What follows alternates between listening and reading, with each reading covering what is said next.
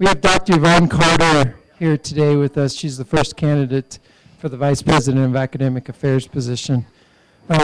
Just a little bit about her. You could read her bio. I sent that out. But Dr. Carter is the Vice President of the Oak Creek campus for Milwaukee Area Technical College. And she's been actually with Milwaukee Area Technical College since 1986. Spent about 10 years as a faculty member and moved up the ranks from there.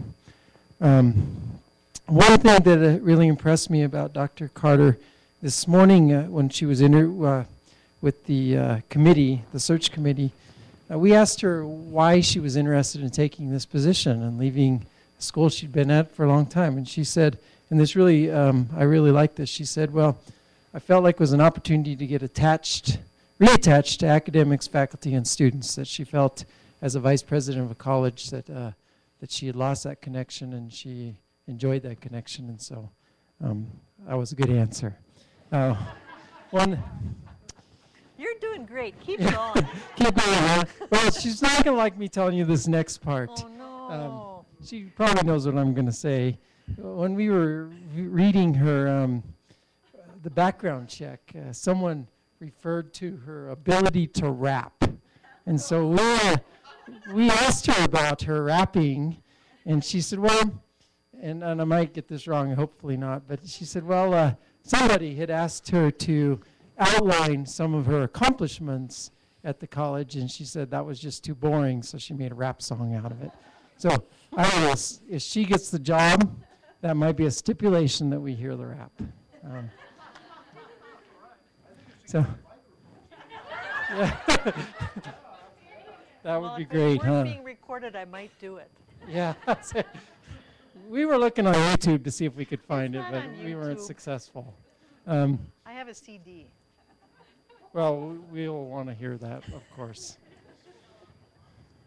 You know what, Jeff? I'll send it to you. Great. I'll send you the link. So, Great. but it won't make sense to anybody, because what it really is, do you know the Billy Joel song that he goes, we didn't start the fire?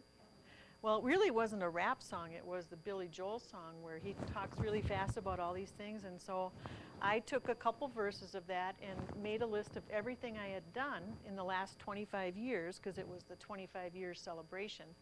And what Jeff is saying is true, is that there was this lady who would read everybody's, first she did this, and then she did this, and everybody's like dead after the 30th person. You said, I don't care what you guys did. So, yeah, it was my only chance, so I don't do it normally. I'm really very subdued and shy. Every 25 years, yes. Well, if you send that to me, I will share. Archie once made me sing a You do song. want to see it? So, with her. But I'm not a really good singer. Okay, okay. Yeah. Oh, okay, okay. Anyway, let's get started with questions. I know there's lots of questions. What I'm going to do is just go to people who have their hands up.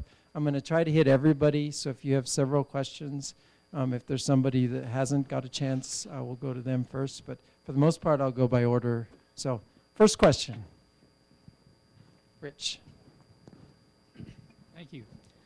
Excuse me. My name is Rich Laidlaw. I teach chemistry and math here. And I noticed in your letter of application here that you worked on with a team of instructors, associate deans, to analyze a faculty evaluation that involved peer evaluation. Would you describe that briefly and how well that worked? Sure. That was a process that I was really interested in and actually pulled the team together. We have had this process where an administrator would go in and evaluate people every 5 years, and every 5 years you get feedback.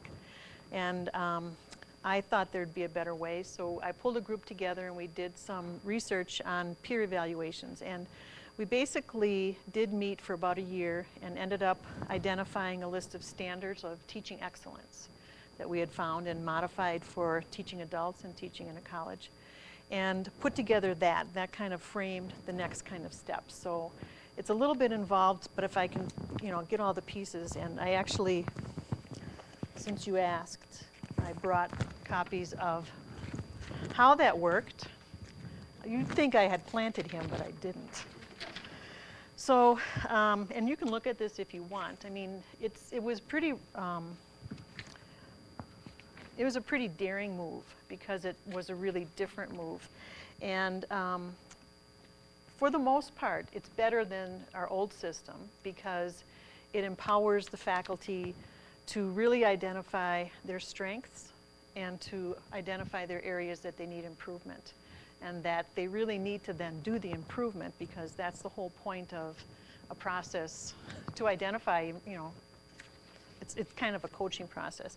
And they would then work with a peer, and they can pick a peer, you can have a group of people, and you can work together to either go to a conference, try an activity, take a class, to do something that identifies, you know, one of the areas of need that you have.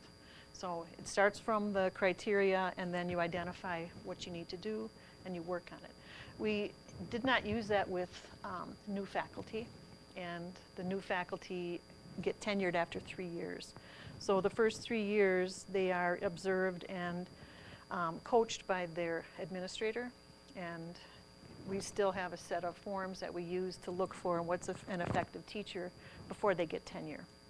We also have attached to that a lot of professional development activities and required professional development activities. And those are required by our state system. So in some ways, it's really good to have a requirement. And I think I might have told some of you, we hire people as teachers who aren't necessarily teachers. People in occupational areas, people in health fields who are really good in their content area but have never taught. And so we have courses, we call them the Magnificent Seven. And they have to do with educational philosophy, diversity, ed psych, the history of vocational education in Wisconsin, curriculum and course development, evaluation and assessment, teaching methods. There's one more, I always miss that last one. That's right, how'd you know that? Thank you. And you had to do that too, right? Okay. I always miss that one. But so they have to take the courses, which are really good, if you know nothing about teaching. And it gives you at least some background and something to fall back on and a structure to go from.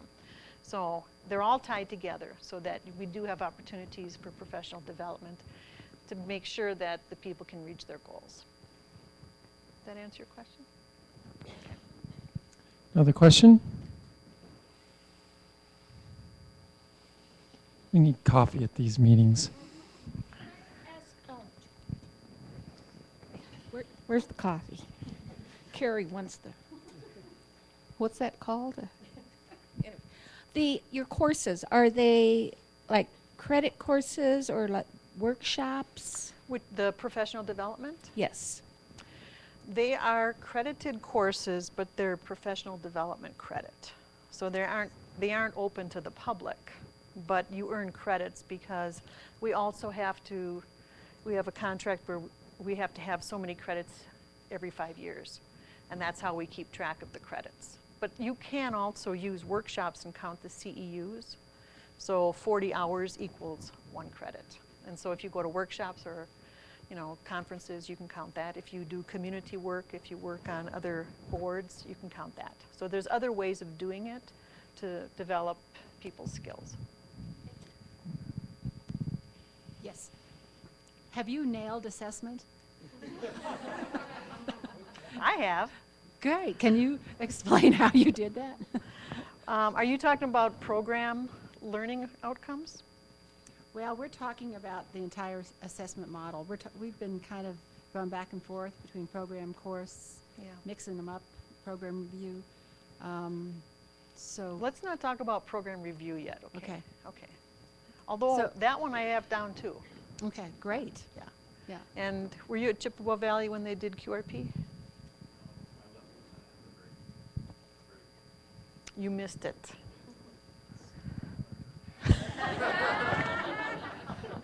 Well, but and I'll get to your question, but really it's a process that gives you a chance to identify key areas and what you need to work on. It's just fussy. I mean, and if you have a good researcher and a department that can give you the data, it can help move that along. So let's talk about assessment. I did teach the class called assessment and evaluation. And I know that when you're teaching, you would have formative and summative kinds of assessment, and probably the more assessment you do, the more you know how much your students are learning. But to me, course level assessment really just identifies that little piece for a student and for a teacher to make sure that they are reaching the competencies, and I know you had WID, so I can use that word, that they're reaching the competencies of the course. So I typically don't think of outcomes assessment as course assessment, although sometimes things happen in courses that you can use, but not every single course.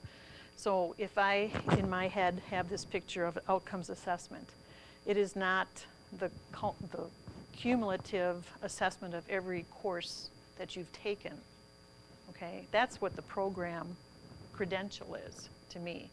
Outcomes assessment is the way that most of us think about it. It came about from the Higher Learning Commission, from the NCA a while ago, probably in the late 90s. You remember that?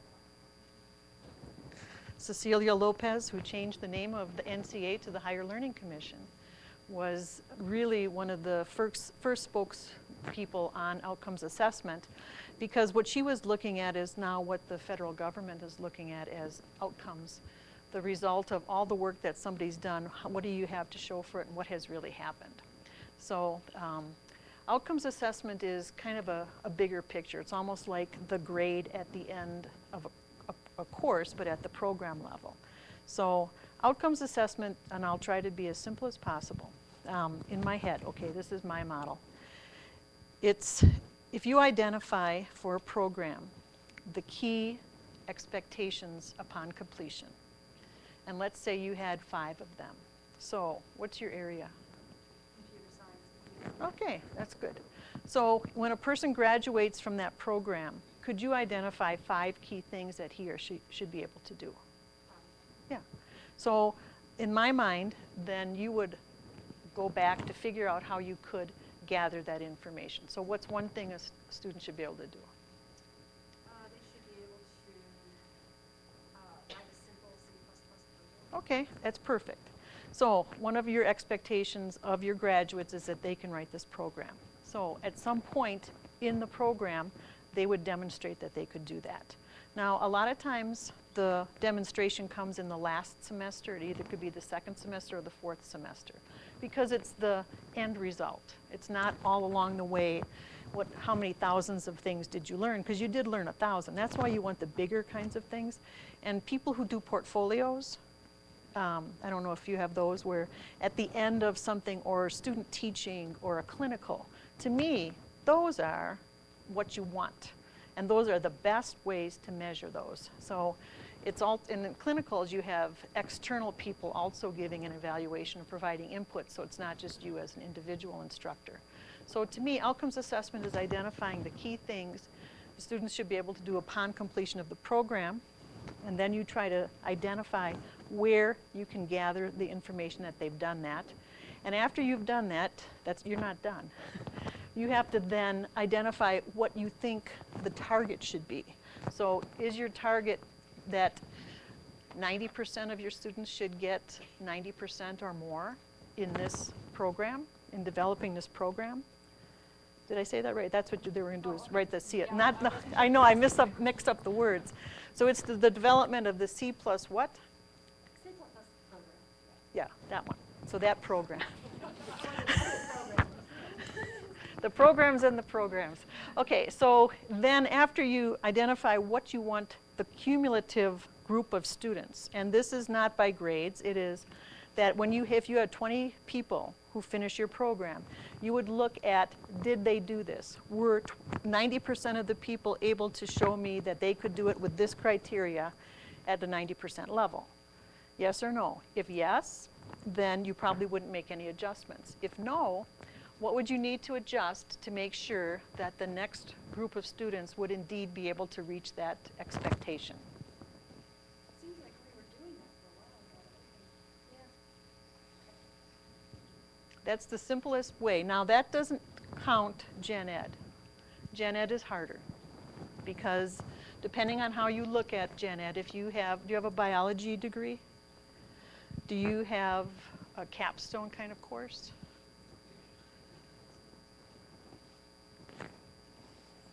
Well, that's what you need to start with. You need, and I'm not talking about gen ed for everybody, but if you have in your gen ed areas different programs and departments, like you have communications and you have English and you have psychology, right? Who in here is in those areas? English. So a few of you, so I'll make this quick. It's the same kind of thing. What do you expect that focus to be able to look like? What should they be able to do by the time they're done with that? And sometimes it's transfer. Some people look at transfer and success. It's a little indirect, but if there were a way to say they should be able to have these competencies in these areas, maybe at the higher level or the cumulative kind of course, like putting together a research paper or a portfolio of papers. And so it's a little bit different, but it's basically the same. Now with gen ed, it's a little bit different. Are you ready for this one? It's not easy. So, all right. In my head again, because I've seen lots of different models, and I can say that, I don't know if you know that I am a consultant evaluator, which means I visit other colleges, and I've also worked as a consultant for colleges, helping them with their assessment. And so I've looked at how other people do it, because gen ed is hard. So you have, how many credits? Is it 16 or 18 credits that students need to do in gen ed in your programs?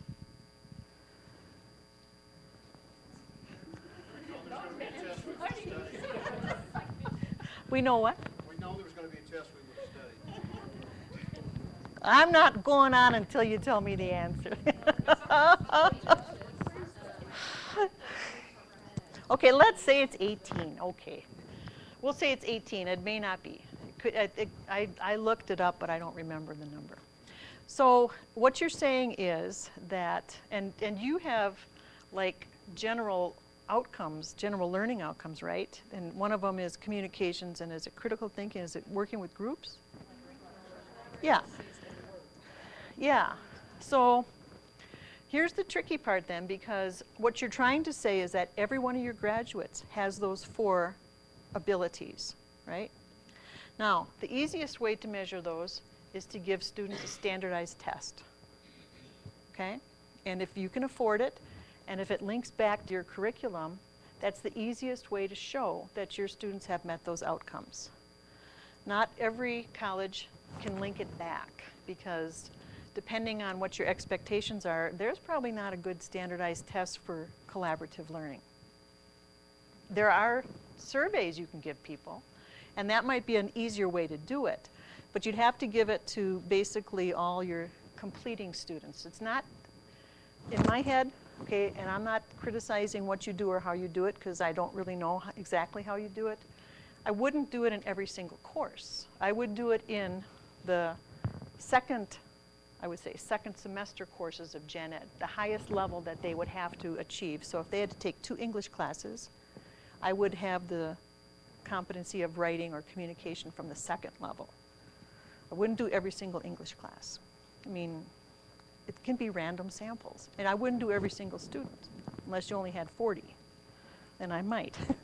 And so what you need to do is to figure out what those 4 areas are and how to best measure that. And I mean best by the way that works for you, that people would do it, that you would get good results, that it would inform you, that it's not just, you know, I did this and I'm checking it off.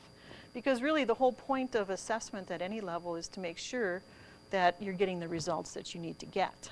And the gen ed outcomes are hard. There's another model that I think Jeffrey Siebert from Missouri has done that I spoke a little bit about in my first interview. And that's called a divisional portfolio. And it's a little bit more complicated. And it's one, though, that really does connect back to the curriculum. So this is more complicated.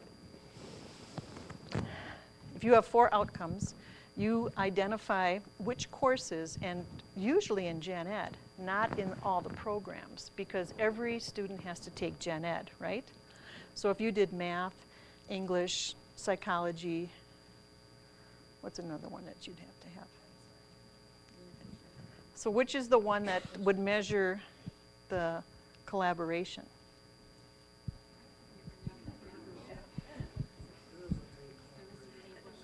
There's no collaboration course.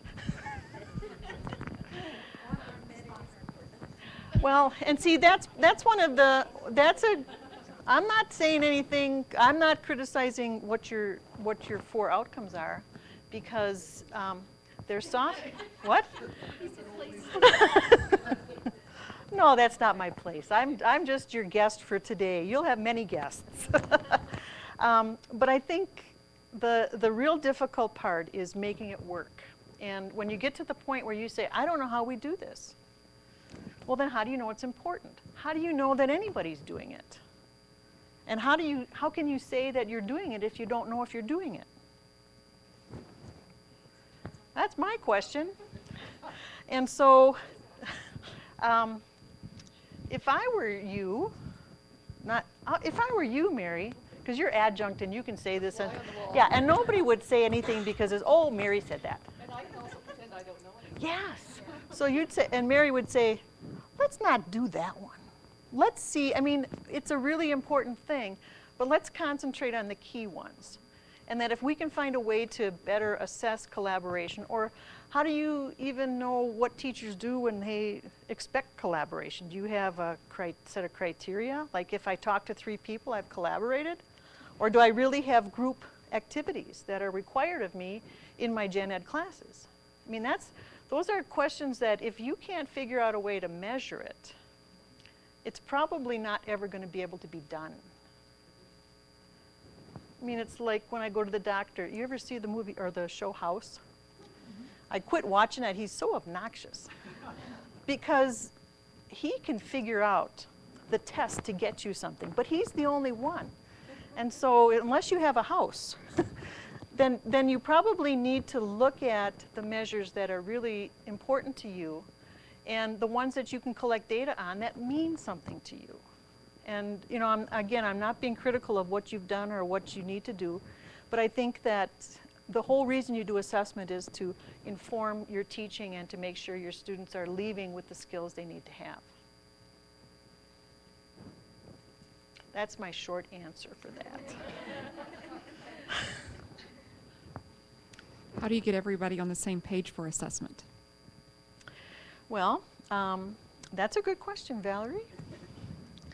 I think the way that I had been successful, and Jeff, I have to tell you, I taught for 20 years, not 10.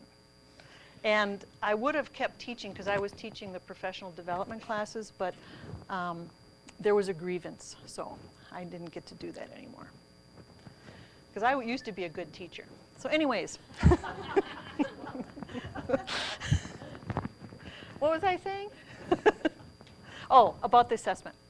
I think the key is to have a model, because remember when I was talking to you about what you wanted from your students in your program, and you're in nursing, right?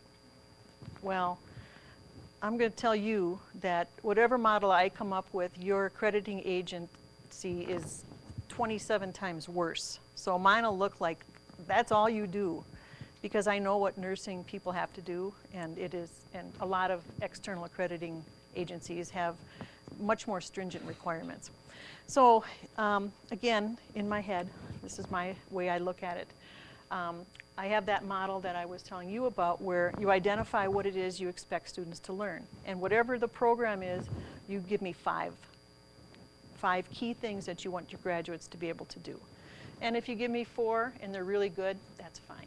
Because what you want it to be is big enough so that you can say, what I'm doing is value added. My students are leaving with these skills and I know it. They have the grades, they have the credential, but I've also assessed for that exit kind of result that I know that they're getting. And you know, it's a hard thing to do, but I think that you still need to do it, again, because the new criteria for accreditation requires that student learning is evaluated and that programs are evaluated. So if you have a model in which people just identify those steps, what it is you want, what the criteria or expectation is, and even maybe where it happens, so people are all on the same page because you're at different campuses and different areas. What your expectations are for that level, the target, what you've collected, and what you've done with it to make any improvements. So it's really just a plan, do, check, act for those key areas.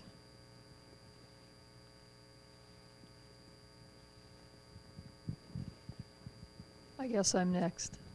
Hi. Hi. I really do. I do saw you things in the on paper campus. too. Wasn't that pretty?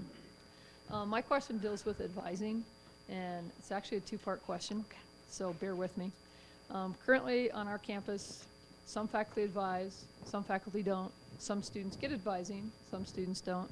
So my question is, first I'd like to know what your position is for faculty's involvement in advising.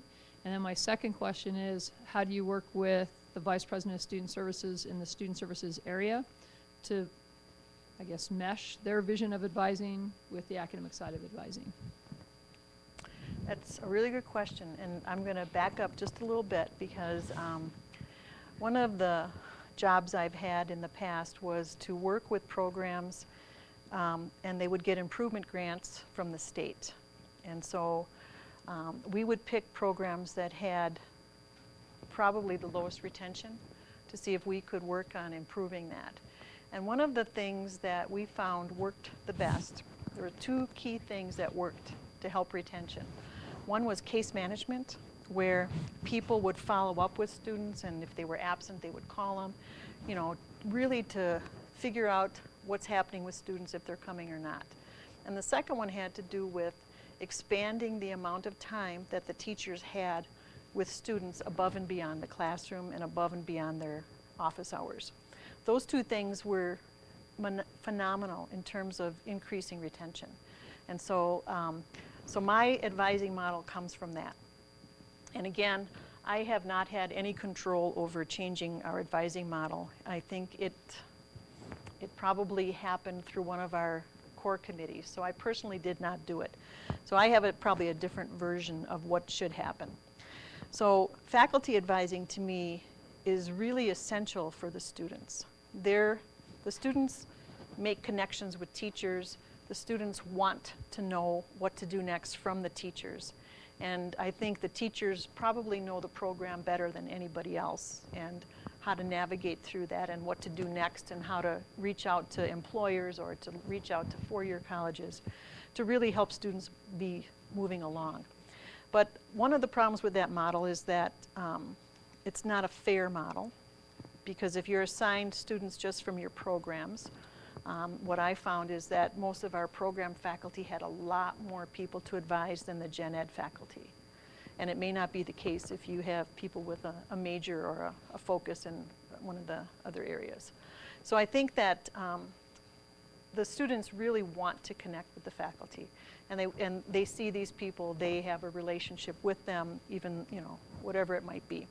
And so I think it's really important, but I know that it's also an issue with time and energy, and having the information and having a student's profile or program available so you can advise them as best as possible, and knowing what their lives are like so that you can say, well, this isn't going to work for you, but maybe you could try this year, just to give them options. And I did have a couple conversations with people about the student service advising, and I did talk to Judy about that and asked her specifically about that. And I know she's in the process of looking at the model and looking at a kind of more holistic view.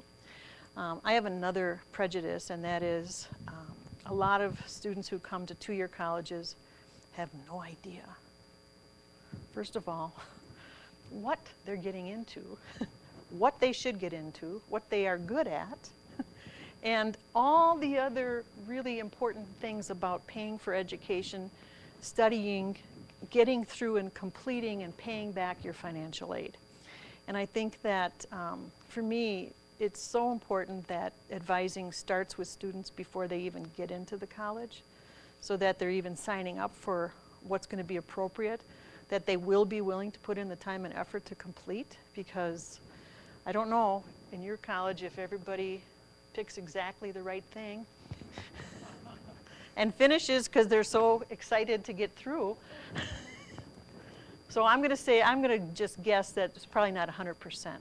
And I think part of that is that students sometimes don't even know that they need to talk to somebody.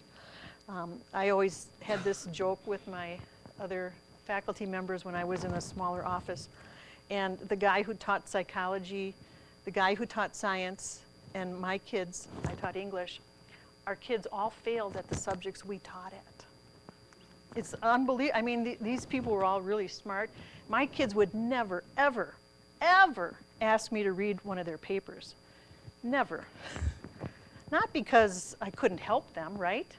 But because they didn't think there was anything wrong with their paper, and they really didn't want me to tell them how to do it right. They're tired of that part. And I think students have the same issue, is that they don't know who to ask. They don't even know what to ask. I mean, they don't even know why they're coming to school sometimes. It's just something they should do, or they had no better option at the time. And it's really a much more important decision that I think a lot of students aren't prepared to make. And I think the more you can do up front, even with career counseling, helping people navigate online systems, looking at some of the success issues and what makes a good student, I think those are all really important that sometimes have been neglected. That's a 3-part answer. Questions? You sat in the same place before. Very nearly. Still sports. Packers, still Packers. Yeah, okay. We won't go back to that one then.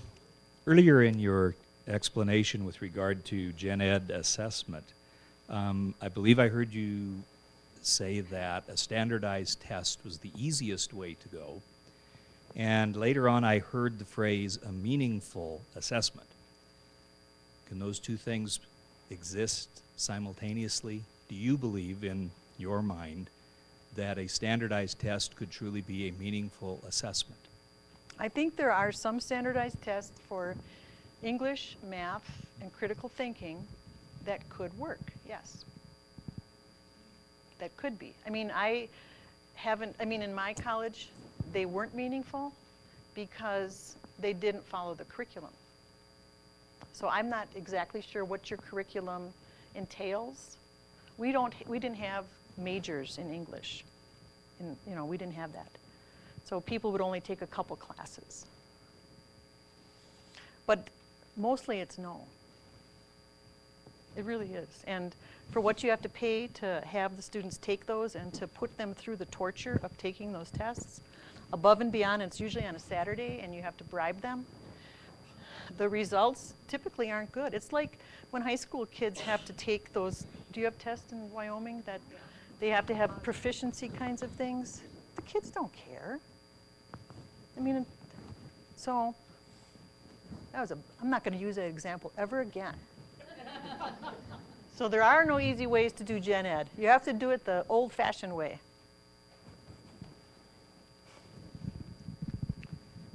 As you're probably aware, we have many campuses. We offer classes on campus, online, and a mix. Many of our courses, the core courses in all areas, are taught by multiple instructors, multiple campuses, multiple modalities. Where do you stand on being consistent between syllabuses and assessments and content in those, and how much latitude should instructors have in customizing their own courses? It's a very good question. Well, when you don't have WIDs anymore, and so we do have WIDs. And the really beautiful thing about WIDs is that you end up with course outcome summaries that give you the skeleton of a course and the expectations of learning for the course. And to me, I've been at a college where there are probably even more teachers and more variables. We have about 45,000 students, okay? And it's my opinion at this point, and I really do believe that, is if you're taking English 10-10, you should end up with the same competencies no matter which teacher you got. You really should. And it's not fair to the student to go on to, what's the next one after 10-10? I was going to say 10, 11. So 10, if you go to 10, 20 and you can't write, those 10, 20 English teachers are going to be really mad at you. I mean, like, why did you send this person? And, you know, it's only fair to the students, because if they don't get what you need to have in order to move on, and you don't get many chances with your students. I mean, it's not like you can spend 4 years figuring out where else to go.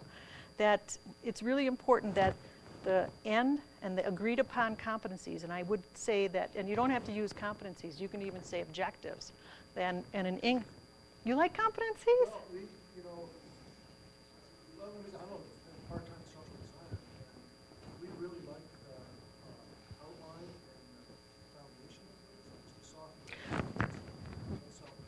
So we understand competencies and outcomes. Excellent. Like it is a great model. Yeah. Okay. Okay. we haven't jettisoned that. Good. I think it's an excellent model, and in one of the classes I taught, the curriculum and course construction, I always used WIDs towards the end, but I always made them write them out so that they knew how to develop a course. I mean, the software is just, once you figure it out, you can't figure it out unless you know how to do the other parts, really. I mean, you can't just fill in the blanks. So, but the other part's about academic freedom and being creative. I think that if I were looking at some of the other teachers in my department, there was nobody who did things the way I did. And there were teachers, I would never do what they did. Just the way that they do it, I wouldn't do it, because I can't think of it that way. And, but I would end up with the same result. My students had to write 3 papers and give 3 speeches, these kinds, and I had the parameters.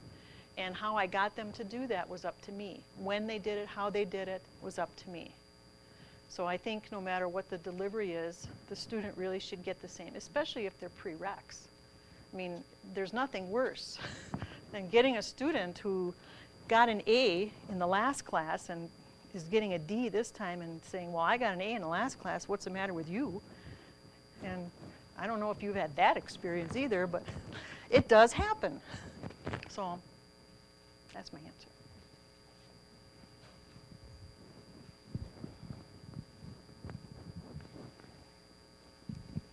Hi, welcome to campus. Thank you. You talked a Who little bit are about. you? I'm Kathy Snyder. I'm the Surge Tech Program Director. Hi, Kathy. Hi. You talked a little bit about professional development, and I think you may have read in some of the material here that one of the things we're trying to launch is a Center for Teaching Excellence. So if you wouldn't mind sharing maybe your vision of what that might look like, how that might all come together. Of the physical one or the sooner rather than later? physical or The concept. philosophical? Philosophical. Okay. And they could go together, because if your philosophy is that you need certain areas to do things, that could work as well. Well, I actually had the great experience of going to Richland College in Dallas. And Richland College, I mean, I went there to visit. I didn't go there to go to school. And the reason I went is they won the Baldrige Award for Quality, one of the 2-year colleges that did. And I had to go see them because we were in AQUIP, and I wanted to see how they did it, because I read all their documents, and they were just superb in everything, apparently. And so, but one of the things they had that was the coolest thing I ever saw was they had a special center just for adjunct faculty. And the reason they had that was because they had so many adjunct faculty. I mean, in some places, colleges hire more adjunct faculty because it's cheaper. And they had a commitment, though, for quality and to make sure that the workforce could provide the quality kinds of instruction that were essential. They had put the resources to this center. And what it was, and this could go along with the philosophy because of the way I can see it in my head as I go through it. And that's the best thing I got from the whole visit, was seeing that center and seeing how they did that. Was you'd come in, and it was a room maybe twice as big as this, okay?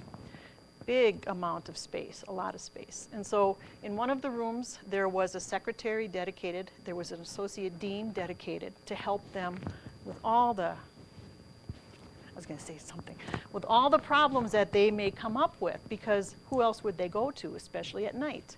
if they're teaching at night. And I don't know if any of you teach at night or if you are part-timers and you have a question and there's nobody around to ask. Well, if you really care about your workforce, you'll make sure somebody's there to answer them so that they can get what they need to get done.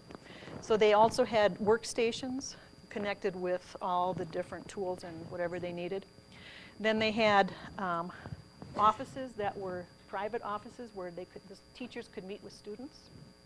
Otherwise, if you don't have offices, where are you going to meet? In the middle of some place, and this gave them privacy. And then in another whole room, they had this kind of workroom where people could work together. They had lockers where people could store all their stuff, because otherwise you got to schlep it with you. They had all the mailboxes for the part-time faculty, so that faculty couldn't say, I didn't know I even had a mailbox. And so they had people, they had places, they had thought out the system to make sure the teachers could deliver, part-time teachers. Now, the full-time teachers had their own office and, you know, they were all set up. But to me, that was a really telling thing, because what you're saying is that we value you and that you're so important that we have to make sure that you can do what we need you to do. So now, in terms of a teaching and learning center, to me, it's really, in my head, again, it's a little bit notched up from the one in Richland, because it could involve all faculty. And that you have people who could show you how to use the new toys, you know, how to get that thing going. Did you ever have trouble getting one of those turned on? I never have. I usually have to call somebody. There's a phone number you can call, so I would call somebody.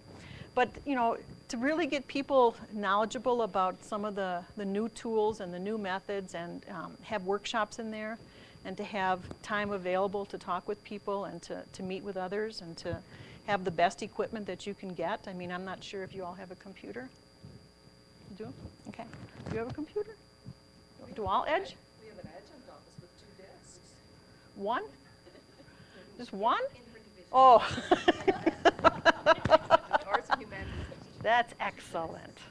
So it's really looking at what it is you want people to be able to do. And I think that when I was talking to you, Rich, about the standards of excellence, what is it that you expect of teachers?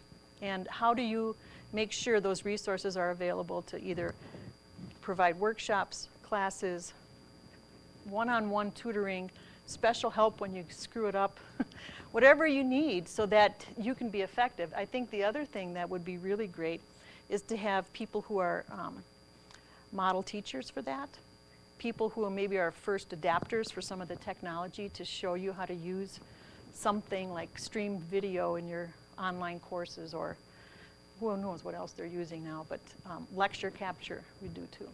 So all those resources that teachers may know about more than administrators, people who have, you know, really looked at what's good and what really helps student learning.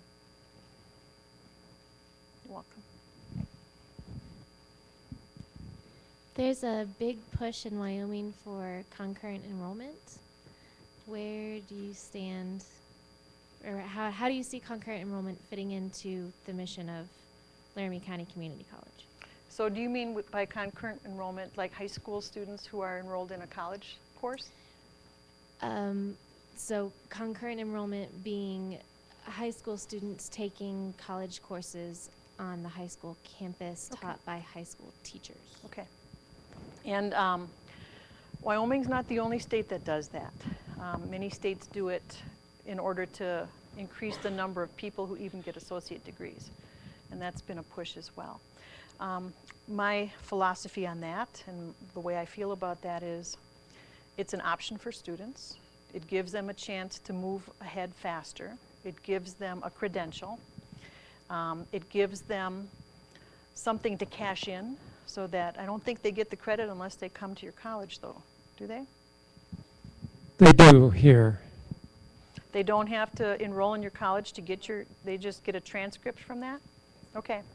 All right, so the other part of that then is the quality part. So the issue would be the high school student, the high school teacher would need to have spoken with you at length to know what it is you expect in that class, because the rigor should be the same. their credentials should be the same. So if you require a master's degree, the high school teacher should have a master's degree.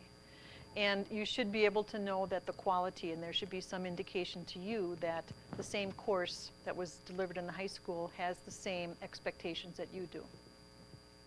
So it wouldn't be automatic, like senior English wouldn't necessarily, in my head, be English 1010 or 1011, 1020. And I think it takes a real effort to make sure that the high schools understand the rigor versus just doing it, because you don't want your courses out there just being given away without having the quality. You're welcome.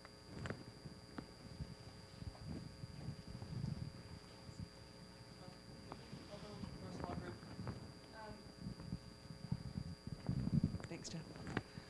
My name's Paula. I'm a librarian. And I don't know if they have, how much they've shared with you about the current phase 2 reorganization that they're in the process of debating, implementing, a lot of which is affecting the academic affairs area, changing around some of the divisions and renaming and things like that. And one of the areas that they've proposed is a learning commons, where we would take this tutoring center, the writing center, the library, and as yet to be determined other areas that would encompass that, and kind of putting them all together. And I was just wondering any kind of experience or thoughts that you have on how you might see that working, or.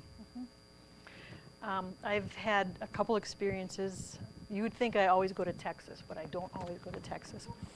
But I did read in the Community College Weekly this, and it was a college in San Antonio that built a building specifically to house library and all those academic support. And that was something we were considering, to put those two areas together for a couple reasons.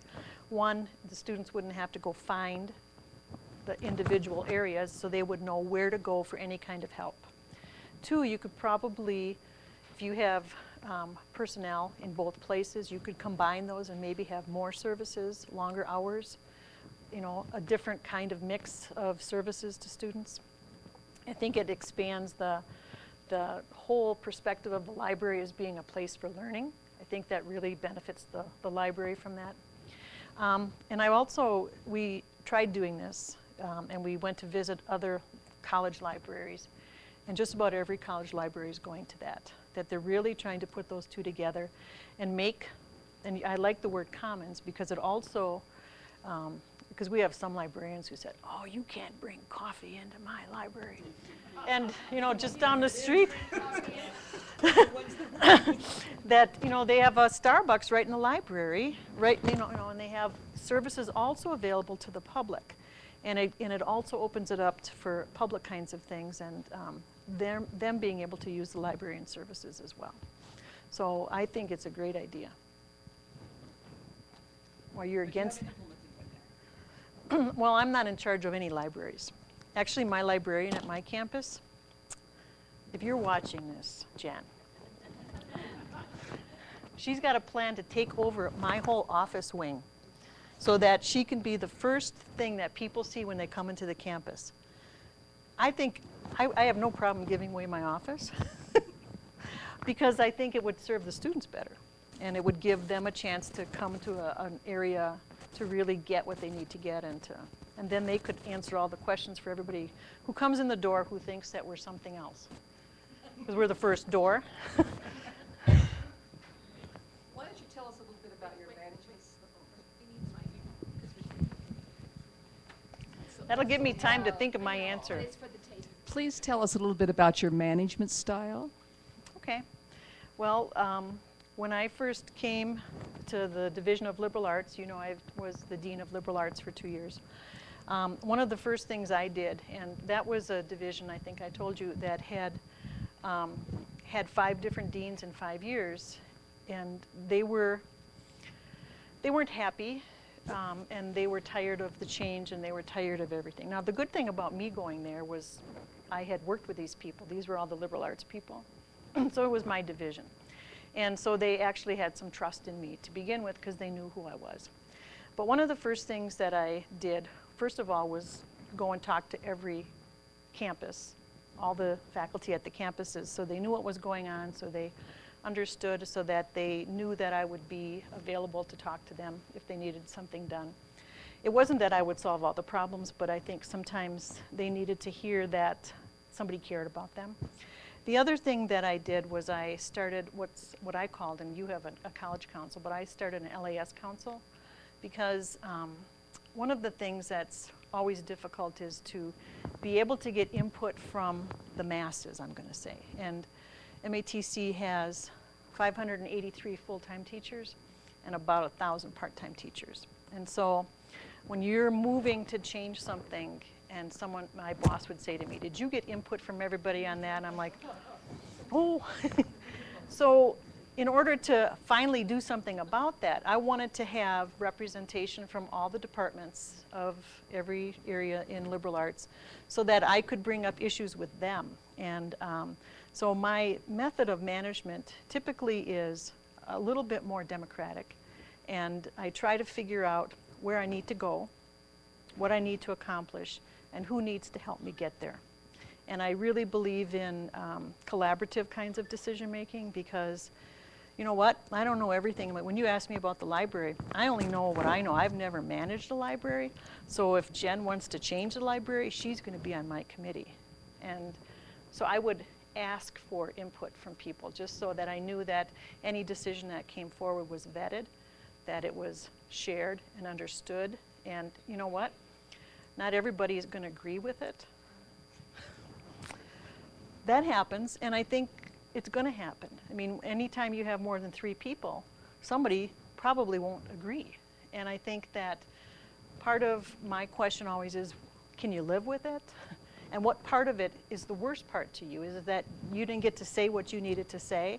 And I think that happens a lot with teachers, is that after a point, they'll just say, well, I'm just going to go do my job. And, you know, you can do whatever you're doing, but don't ask me and don't make me get involved. And I think that a real challenge with shared governance to me is that the people have to share the work. And, you know, that's probably the biggest issue, is that if people aren't willing to work on committees or to give input or to work on a work team, then that part doesn't work. I mean, I can sit in my office and make decisions all day long, and I can do them probably a lot faster than if I did them with a group. But they'd be really bad. You know, they would be horrible. And I have had bosses who did that, and I didn't like it at all. And so I really like to know the big picture, where I need to go, what the goal is, and then how to get there. So it's not a textbook management style. Okay. Do you consider yourself a strong faculty advocate, and would you give some examples to support your answer? Well, yes. You know, I was a faculty member for a long time, and we have a union. And so throughout my tenure as a faculty, I worked in the union. I was the secretary of the union, and I was on the executive council of the union. So when I went into administration, it was a little bit of a shock to everybody. But the reason I did that was because I wanted to do accreditation. I know that sounds crazy. And they needed someone who wasn't a faculty member to be the liaison. They wanted an administrator. And so my first administrative role was, I was the associate provost, and I got to do accreditation. So the examples that you want, and I can't give you specific dates, but I want you to know that I've been in many, many meetings with my co-administrators.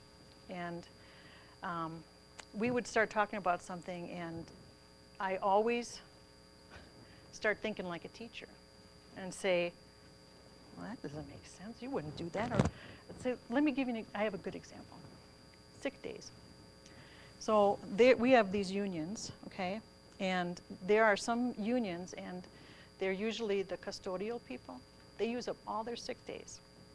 Okay, they don't have any sick days. Even at the end of the year, they have no sick days. How many sick days do you get? Oh, let's say you get 15, okay? Let's just say you get 15.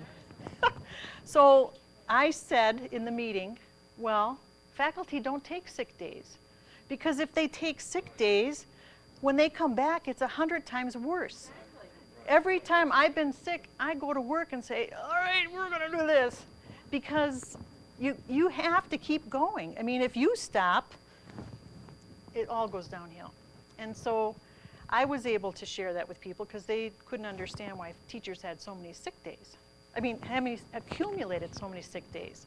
I mean, I have over 1,000, I have over 14,000 sick hours. Because I've probably been absent 10 times in 20 years. Because it's horrible.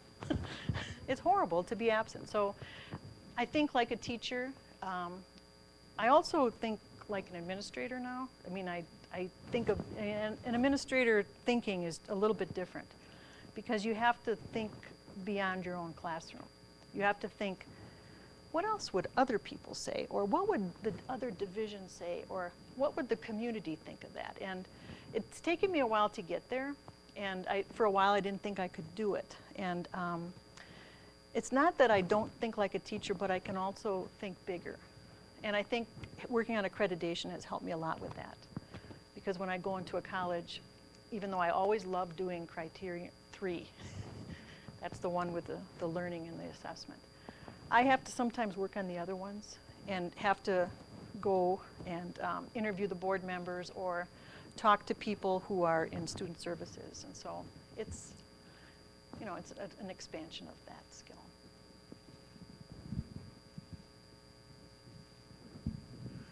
Hi, John Sanford here, psychology instructor.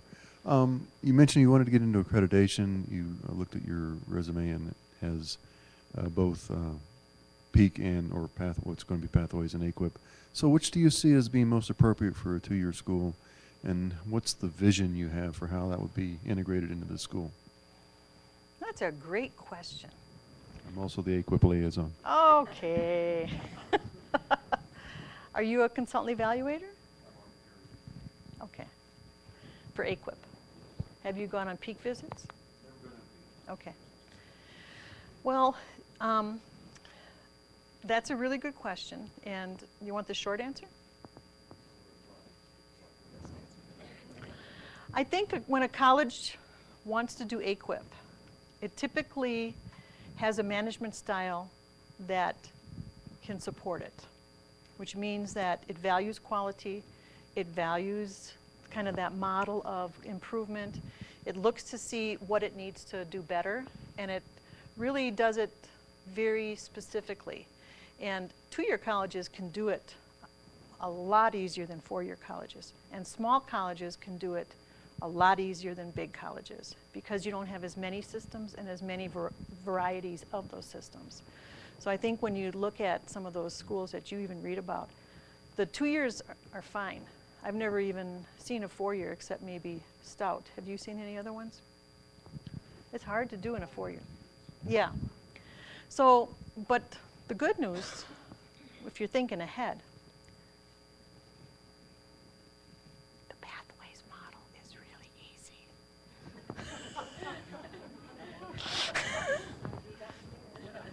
and you can go back anytime. You can. I mean, your college can go back. And the reason I'm saying that is the new PEAK, which is the old 10-year accreditation, is being totally redone. And before, when you had 10-year accreditation, every 10 years someone would come and yell at you, okay? So now, this model breaks it up into 5-year chunks so that you would get 2 visits, one like in the middle, like the 4th year, and then one towards the 9th or 10th year. But in between, you work on something that needs to be fixed. You hear what I said? You work on something. You don't have to work on everything. I mean, you have to do 3 action projects each year, which isn't terrible. I mean, any good college probably does 100, even though they're not on paper. But in order to reach the accrediting goal, there are other ways to do it besides AQUIP. But if you're really dedicated to continuous improvement and that model really works to propel your college forward, then, and once you've done it one cycle, it's a lot easier the second cycle. You're welcome. I think we're out of time here, so I'm going to ahead and wrap this up. And you did a great job after 20 years of teaching. I'll get that in there. And to answer your question, sort of loosely, an applied degree has 25 gen ed credits, Wow. and an associate, transfer degree has about 30. It kind of depends by program and That's a how lot they of handle gen the ed. computer literacy and some other Okay. pieces, but that's, Okay. so we have a few more than maybe Okay. you're used to. That's fine. But thank you very much. Thanks, Jeff.